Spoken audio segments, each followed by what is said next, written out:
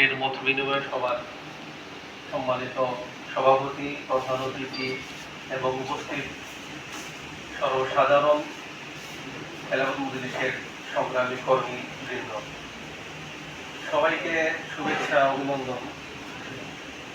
উপস্থিতি, আমি কথা লম্বা করব না।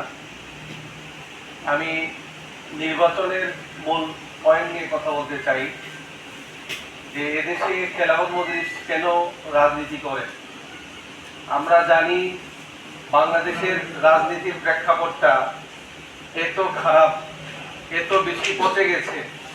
এই পচা সংস্কৃতি, পচা রাজনীতির মাঠে খেলাফত মজলিস কেন রাজনীতি করে? খেলাফত মজলিস ইসলামের রাজনীতি করে, খেলাফত মজলিস আল্লাহ তাআলার আইন বাস্তবায়নের রাজনীতি করে, খেলাফত মজলিস অপরাজনীতি বন্ধ হওয়ার জন্য রাজনীতি করে। খেলাফত মজলিস মাঠে রাজনীতি করবে, অপরাজনীতি বন্ধ হবে ইনশাআল্লাহ।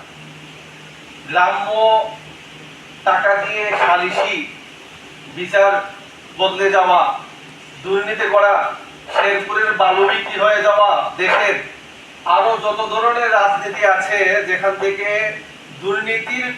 দুর্নীতি করে টাকা কামানো হয়, এই সমস্ত দুর্নীতি বন্ধ হবে এবং এই সমস্ত দুর্নীতি বন্ধ হওয়ার জন্যই খেলাফত মজলিস রাজনীতি করে।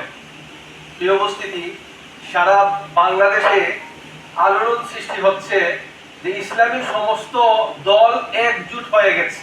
আপনারা জানেন যে ইসলামী দল, সমমনা ইসলামী দলের 8 দলীয় একটি বৃহৎ জোট হচ্ছে এবং সেই বৃহৎ জোট থেকে মৌলভীবাজারের 3 আসনের প্রার্থী হচ্ছে আমাদের প্রিন্সিপাল আহমদ বেলাল সাহেব।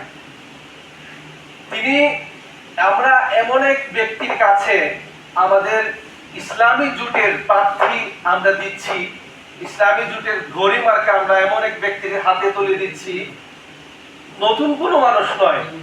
একটা হচ্ছে রাজনীতিবিদ, আর একটা হচ্ছে নির্বাচন করে আসা ব্যক্তি। তো আমাদের মৌলানা আহমদ বেলাল সাহেব এই পর্যন্ত 3টি নির্বাচন করেছেন এবং তিনি সফলভাবে রাজনগরের নির্বাচিত ব্যক্তি।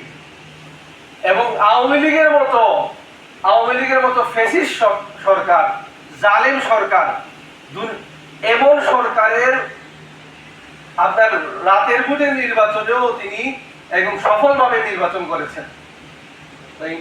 আমরা শেরপুর এবং খলিলপুর ইউনিয়নের মানুষের কাছে প্রত্যাশী যে ইসলামী সমমনা জোটের পক্ষ থেকে, যেখানে জামাত ইসলাম সহ সমস্ত ইসলামী জোট 8 দলীয় ইসলামী জোটের পক্ষ থেকে ইনশাআল্লাহ অচিরেই ঘোষণা হবে। এরপরে আপনারা জানবেন আমরা আমাদের প্রার্থী ইসলামী জোটের পক্ষ থেকে লড়বেন এবং আমরা খেলাফত মজলিস আমরা আশাবাদী আমরা মৌলভীবাজার 3 আসন আমরা ইনশাআল্লাহ এই আসনটা আমরা নিয়ে আসবো।